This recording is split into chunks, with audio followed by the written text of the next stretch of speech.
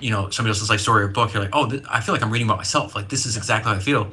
And he was talking about, he's another person that chips on shoulders, puts chips in pockets. He was talking about, he's like, hey, I don't care what you think.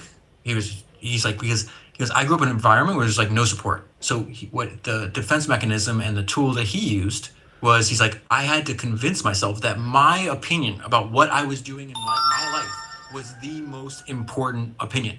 And he would cut everybody else out of his life that gave him like counter evidence that, hey, you're not going to make it as an actor. Go back and watch the documentary on Kanye. There's just like, there was nobody around him that he was not going to keep you in your life if you said, hey, just be a producer. That was a great Kanye clip that you played, one that I watch all the time. It's a minute long. It's called Kanye West Spazzing Out. This is before he put out his first album. And the clip starts, he's like hitting his hands. He goes, don't compare me to any other producer rapper. Because at the time, there was other people that started in production and just started rap. And he went over and over again. He goes, you understand, at one point, my beats were whack, dog. He goes, I taught myself how to make hot beats. This is his words now. He goes, and it's the same thing with rapping. He goes, I don't know how to rap. I'm going to teach myself how to do it. That growth mindset. And he goes, and the clip ends, and the great thing goes, and I have a leg up because I hear my beats first. The mind is a powerful place, and what you feed it can affect you in a powerful way. Okay, so that is a line from another rapper, this guy named NF, who's one of my favorite rappers.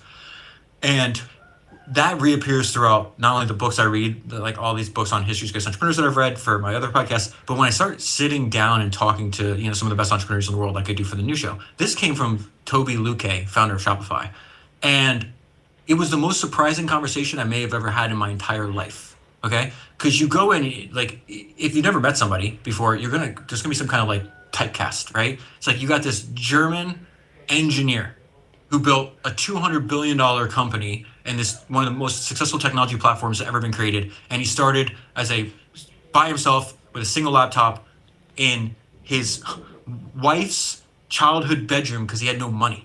And they literally had to be supported by his wife's family at the time. And so you think this guy's German engineer, he's gonna be super analytical. And then you talk to him and he's all about intuition and vibes, for lack of a better word. And his whole thing was just like, well, the way you view yourself is very important, and you should know that you can change the way you view yourself. And what you tell yourself, the inner monologue that you have, is very important. And so for a long time, he told himself that I'm afraid of public speaking. I'm afraid of it. I'm bad at it. That's just who I am.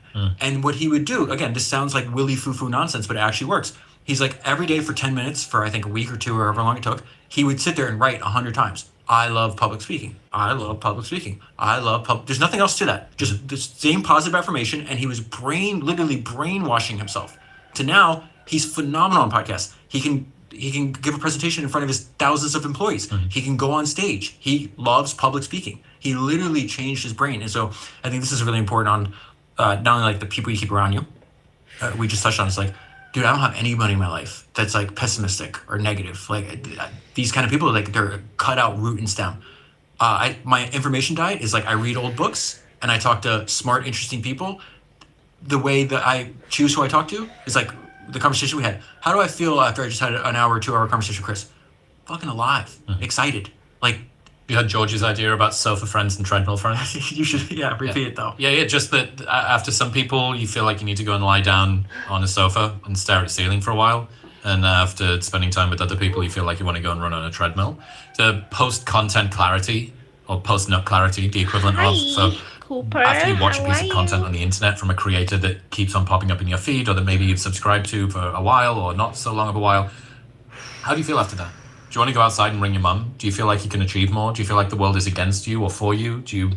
Are you bitter and looking for enemies, or are you positive sum and thinking about abundance? I think people are just way too cavalier on what they put in their minds. So like, I'm just going to sit down on X and the algorithm's going to push whatever it wants into my brain and I'm going to sit there and receive it. That's crazy to me. It's like you're influenced by everything. You should be very careful. The mind is a powerful place. What you feed it affects you in a powerful way. Yeah. It's just like you don't put shit in your body if you care about your health and the way you look. Like, why wouldn't you do the same thing for your mind? Yeah, someone once described modern wisdom as spirulina for your soul in a sea of fast food for your amygdala. And I was like, yeah, that's quite nice. But okay, so this ties to, I think, a large theme of the discussion that we can have today and a lot of discussions we've had in the past. It's like, man, you get one life. You have to do something. I do think work for most humans is like a source of meaning, at least for you and I. It's like I feel really freaking good about the podcast I make and the information I put out there and like what I'm putting out there.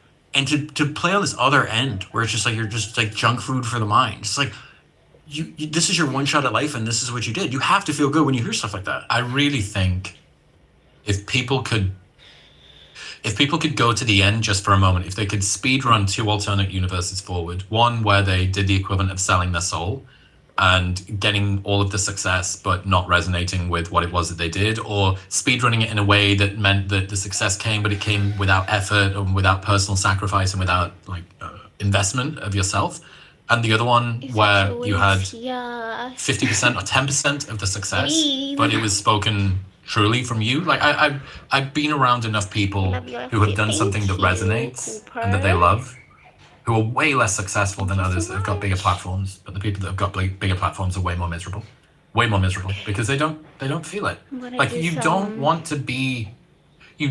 to achieve success. You want the feeling that being successful gives you, and you can get the first without getting the second if you're not careful. You can achieve success and not feel it, especially if you do something that you don't really care about. I would say though, like the benefit to tie this together is like the benefit of reading old books is like I just finished rereading this biography of Joseph Pulitzer from the Pulitzer Prize, and he built one of the most successful media businesses, and he was doing it around this time of the Civil War. That's how he got to America. He was a very poor, he was a Hungarian immigrant. By the time he's 17 years old, his father and 7 out of his 8 siblings have died, and from like disease.